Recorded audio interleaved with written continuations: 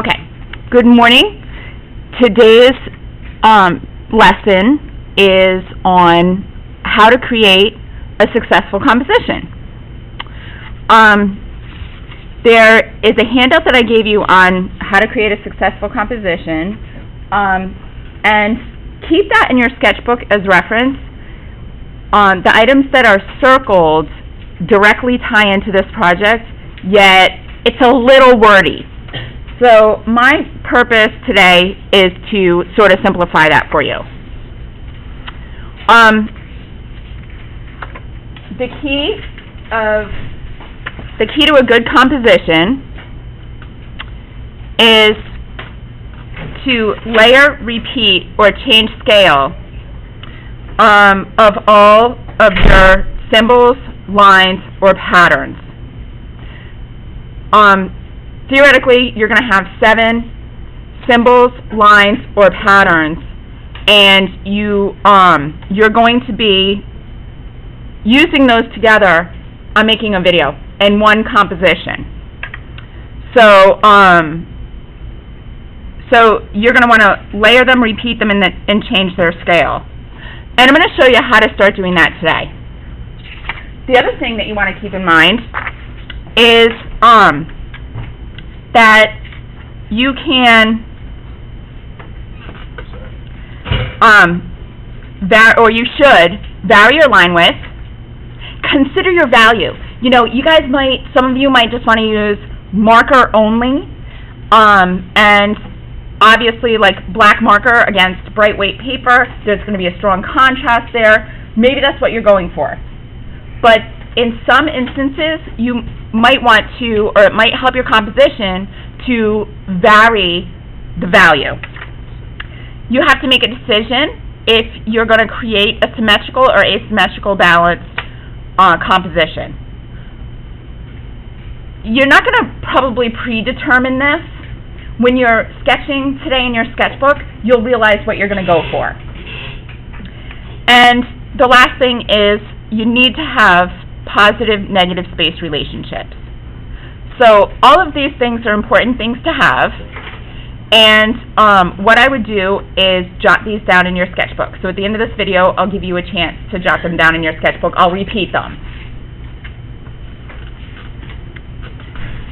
The first step that we're going to do today is we are going to take one of our shapes, lines, or textures, patterns, and cover our entire composition with that one.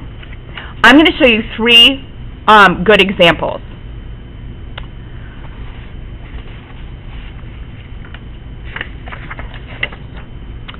Here is one excellent example of how you would take a square and cover your composition.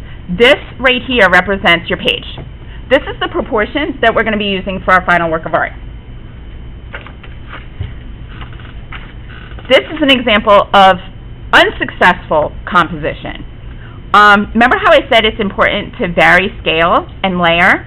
Well, here, I call this the playing card effect.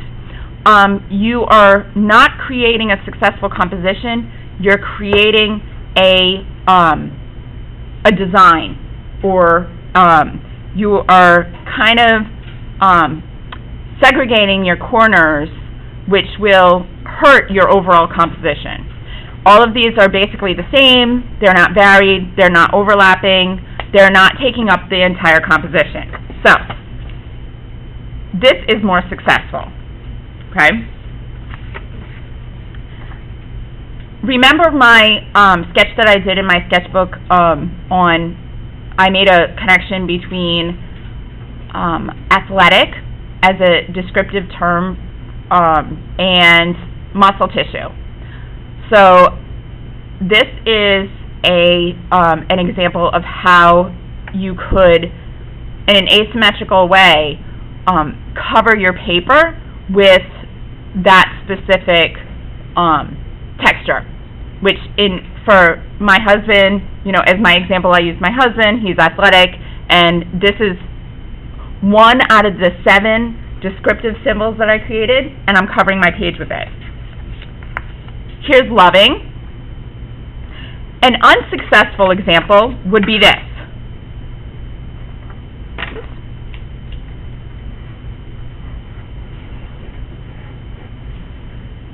because it cuts your composition right in half. This also would be unsuccessful. So with your first, the first thing that you do to your composition, I would recommend that you pick one of your 7 lines or textures or shapes and fill your composition. If that's a zigzag, a way to create a successful overall composition would be this. Have it go off the page a little bit, like that. Okay, and then you could layer over other shapes over it, varying your the size of those shapes, and eventually, when we start on our final piece, varying the line width. So in a minute, we're going to take class time to do that. We are going to copy down the notes that I showed at the beginning of the video in our sketchbooks, and we are going to create a rectangle that's about this dimension, not exactly of our sketchbook. We'll probably just draw a line across our sketchbook so we have a little bit more of a rectangular composition to represent the paper that we'll use for our final. And we're set with one thing to put on our page and try to really fill our page with that. I just want to go over with all of you the rubric so you realize the layout of it. I feel like it's important before you start your piece to kind of know how you're going to be assessed and realize you're able to go beyond any of this, but this is how you're going to be assessed. If you go beyond any of the requirements, obviously that's just going to help your effort grade even more. So let's go over this quickly. If you take a look at your rubric, please. Variety of line directions and width.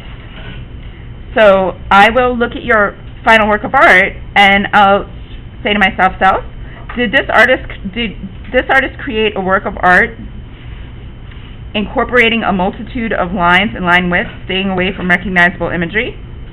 Remember, we're not doing like a direct soccer ball or a heart or mushroom. You created your own symbols for this assignment. Balance and successful composition.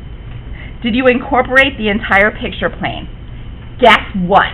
If right off the bat I have you incorporate the entire picture plane with your first line, symbol, texture that you create, I'll get 20 points for that.